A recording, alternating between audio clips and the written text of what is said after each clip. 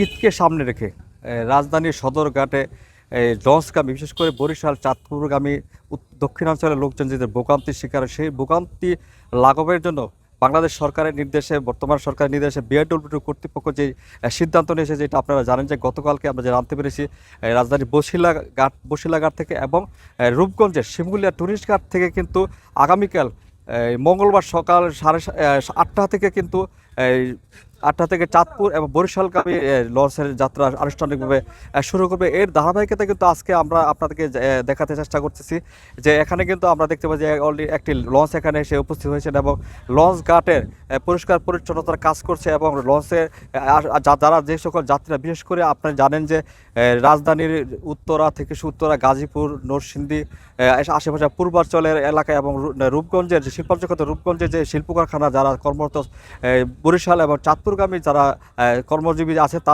তাদেরকে সুবিধার্থে কিন্তু এখানে এই লঞ্চ ঘাটের ব্যবস্থা করেছে, যেটা ঈদের আগের দিন পর্যন্ত চলবে এবং পরবর্তীতে যাত্রীরা যখন ছুটি কাটিয়ে তারা এখানে আসবে সেই ওই দিন থেকে কিন্তু ওই বিশেষ করে চাঁদপুর এবং বরিশাল থেকে আবার ফিরতি লঞ্চ শুরু হবে। আজকে আমরা সকাল থেকে এসে দেখতে পেরেছি যে এখানে কিন্তু এই যে যাত্রীদের পরিষেবার জন্য এখান থেকে যাত্রী ছাউনির ব্যবস্থা করা হয়েছে এবং তাদেরকে তাদের টয়লেটের ব্যবস্থা করেছে এবং ব্রেস্ট ফিডিং ছোটো বাচ্চাদের দুধ খাবার জন্য ব্রেস্ট ফিডিংয়ের ব্যবস্থা করে, যাতে করে যাত্রীরা এখানে এসে কোনো ভোগান্তির শিকার না হয়।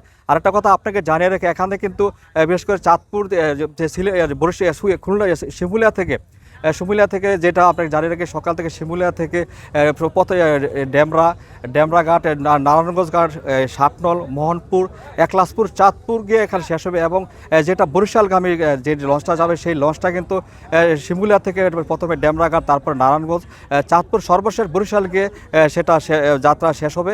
এবং বরিশাল থেকে আমরা যেটা জানতে পারছি, বরিশাল থেকে প্রতিদিন রাত্র 7টা থেকে 7টায় বরিশাল ঘাট থেকে এই শিমুলিয়া ঘাটে আসার জন্য লঞ্চ ফিরতি লঞ্চ চলাচল করবে। এটা কিন্তু আরেকটা কথা আমরা জানি, এর জন্য কিন্তু নির্দিষ্ট একটি ভাড়া নির্ধারণ করা হয়েছে বিআরডব্লিউ কর্তৃপক্ষ থেকে এবং তারা আমাদেরকে জানিয়েছেন যে এই বিশেষ করে আমরা সদরঘাটের এলাকায় যেটা জানতে পারছি যে বিভিন্ন চক্রের বা দালাল চক্রের মাধ্যমে যারা এই যাত্রী সাধারণ তারা একটু ভোগান্তির শিকার এবং টিকেটের বিষয়ে তারা অনেকটি হয়রানির শিকার হয়, সেটা লাঘবের জন্য তারা কিন্তু পর্যাপ্ত আইন শৃঙ্খলা বাহিনীর ব্যবস্থা করেছে। তো এই মুহূর্তে আমার সামনে আছে যে উপপরিচালক গোরাশাল নদী বন্দরের যে উপপরিচালক নূর মোহাম্মদ সাহেব, ওনার কাছে আমরা জানতে চাইবো যে কালকে থেকে তো আপনারা যে ব্যবস্থা নিয়েছেন যে এই শিমুলিয়া ঘাট থেকে চাঁদপুর এবং বরিশাল যাত্রীরা যে সুবিধাতে লঞ্চের ব্যবস্থা করছেন, এতে আপনারা কতটুকু আশানুরূপ মানে দূরত্ব ব্যবস্থা নিয়েছেন এবং কী কাজ সর্বশেষ কাজ সম্পন্ন করতে পেরেছেন কিনা? ধন্যবাদ। আশা করা যায় যে এখানে অনেক যাত্রী হবে। গাজীপুর, উত্তরা, নরসিংদী, সিলেট বিভাগ, চট্টগ্রাম বিভাগ আংশিক, রাজশাহী বিভাগ, ময়মনসিংহ বিভাগের যাত্রী সাধারণত এই দিক দিয়ে যাতায়াতের সুবিধার্থে সরাসরি এখানে বাস এবং যাত্রীবাহী গাড়ি নিয়ে এখানে সরাসরি নৌযানে ওঠা নামা করার জন্য তাদের সুবিধা হবে। সে স্বার্থে আমরা এখান থেকে আগামীকাল বরিশাল এবং চাঁদপুরে 2টি লঞ্চ সার্ভিস দেওয়া হচ্ছে প্রাথমিকভাবে। পর্যায়ক্রমে আরও বৃদ্ধি করা হবে। যাত্রী যখন বৃদ্ধি পাবে পর্যায়ক্রমে আমরা আরও লঞ্চের সংখ্যা বৃদ্ধি করব। তার মধ্যে এখানে সব ধরনের ব্যবস্থা নেওয়া হয়েছে। বেস্ট ফিটিং রুম, যাত্রী ছাউনি, টয়লেট কমপ্লেক্স, উন্নত মানের জেটি নির্মাণ করা হয়েছে, পন্টুন স্থাপন করা হয়েছে। আরও আনুষঙ্গিক অন্যান্য কাজগুলো আমাদের করা হয়েছে। আইনশৃঙ্খলা বাহিনী, পুলিশ, র্যাব, আনসার ব্যাটালিয়ন সহকারে সব ধরনের নিরাপত্তার ব্যবস্থা করা হয়েছে। এখানে টিকেটের ব্যবস্থা কিভাবে? ঢাকায় তো দালাল চক্রের মাধ্যমে অনেক টাকা টিকেট হরার, এইখানে কোনো ধরনের টিকিটে কোনো ঝামেলা নাই। এখানে খুব খোলামেলা জায়গা, অনেক প্রশস্ত রাস্তা।